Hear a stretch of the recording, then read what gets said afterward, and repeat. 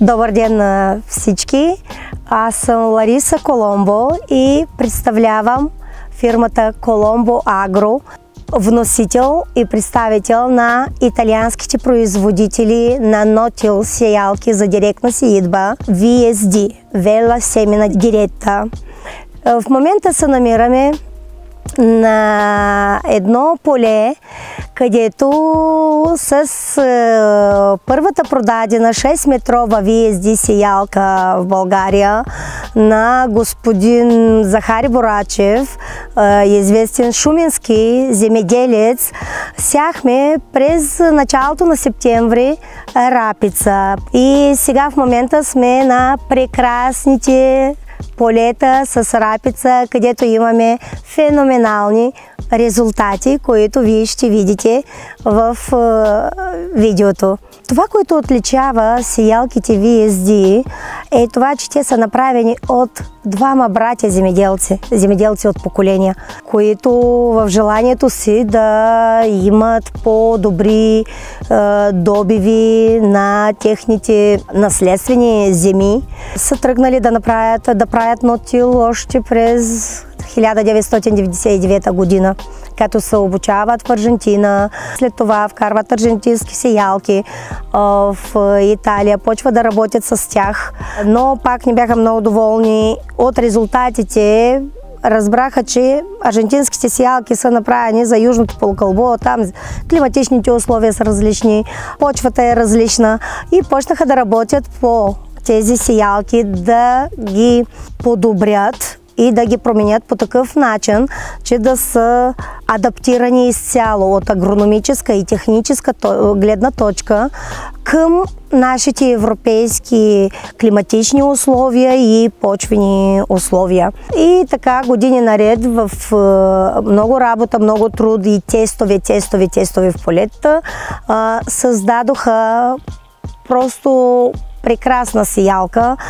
Сеялките VSD, това, което много ги отличава, те имат вълнообразен, специален турбодиск, който реже остатъците в полето и прави път за сеещите дискове, които са двойни сеещи дискове, които полагат семената.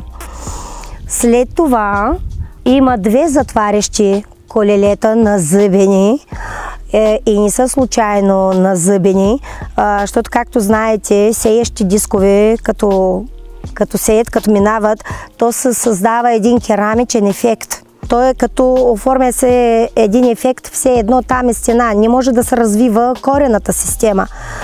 Задачата на затварящи колелета с зъбците си, те разрохват почвата и по този начин корената система се развива много странно, навсякъде, без никакъв проблем, и това спомага за повече обратиняване. По този начин, през този хитър ход, фактически, като се сее с тези сеялки, земеделеца има по-високи добиви като цяло. И също така много други детайли има по сеялката, които са много важни. Както, например, тя работи на ниско налягане. Няма нужда от много високо налягане, не натоварва трактора. Самата сеялка не е тежка. Тази 6-метрова сеялка, която виждате тук, например, тя тежи 7 тона и 200. Не е утежнена с ненужни неща. Направена е така оптимално да има необходимата тежест при сеитба, но самото налягане и тежестта върху секциите се създават през други начини, които са измислени от тях също и патентовани.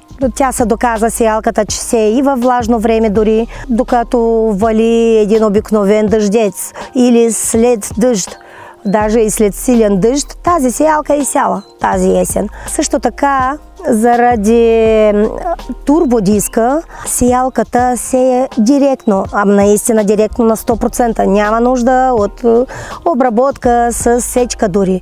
Имаме и видеоклипове, които можете да видите, като влезете в сайта на Коломбо Агро, как сеялката сее директно върху царевец, директно върху тютюн, върху слънчоглед, както си стоят пръчките. И резултатите са феноменални навсякъде, където се е сяло по този начин, абсолютно директно. Дори върху едно пасище имаме и такъв опит с сеялката върху пасище, което от много години е било тъпкано от животни, по-точно крави са отглеждали там наоколо и пасището е било използвано за кравите. Земята е било бетон направо.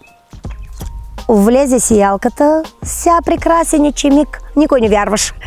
Самият тракторист не вярваше, Захари Борачев, земеделица, не вярваше. Аз така земя, такова поле не съм виждал до сега, тук няма начин нещо да стане. Но стана. Тя сеялката прекрасно се справи и прекрасен и чимик имаме и там и в това пасище. Така че наистина си заслужава. Точно защото е направена от земеделци, за земеделци. Производителите продължават да се занимават с земеделие. Не са зарязали земеделието, защото са станали индустриалци и произвеждат сеялки, защото земеделието им е в кръвта. Продължават да правят подобрения и така нататък. Значи имаме механични и пневматични, есени, пролетни. Между другото, тази, която ви представяме в момента, тя е есена, но със същият успех се и пролетни култури. Дори царевица и слънчоглед, само че за фураж, за силаж. Защото ще ги сее на 42 см примерно през една секция. Има отделно и пролетни сеялки специално за царевица и за слънчоглед. За тези, които желаят да сеят на 50, 52, 70 см по желание на клиента. Това е хубавото, че VSD са много гъвкави наистина. По желание на клиента се прави самата сеялка. Примерно, ако някой има някакво определено желание, сеялката се прави според желанието на клиента. Всеки както се иска, така може да си я поръчи. Може да се слага и изобус, електрически мотор, базов монитор за контрол на сеитбата. По принцип тя си има вече, дори в базовия модел. Фотоклетки на всяка секция за контрол на сеитбата, на семената. Много екстри, които всеки може да си поръчи по желание. Тя сеялката е направена по такъв начин да е много лесно да се работи с нея. Тракториста да няма нужда от 2 висши образования, за да я ползва. По най-лесния начин се борави с нея. Почно, защото самите тези производители работят с тях и те са ги направили така, че да е максимално удобно, да не се губи време, много бързо да става всичко, калибровката, дълбочината да се оправи. Всички неща стават много бързо, да не се губи време. И това, че е способна дори да във влажно време, по време на дъжд да сее, и то прекрасно, както вече имаме опит тук при господин Захари Борачев.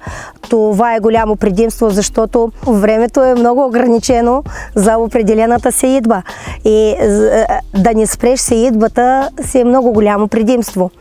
Така че наистина сеялката си заслужава, доказала се и ви каня да разберете повече подробности, да намерите повече информация на нашия сайт colomboagrobg.com. С голямо удоволствие ви каним на Бата Агро, където ние ще участваме.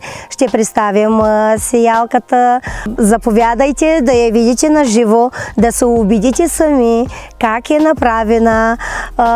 Ние сме на щанд 2B25, така че ви чакаме с нетърпение от 12 до 16 май. Благодаря ви за вниманието.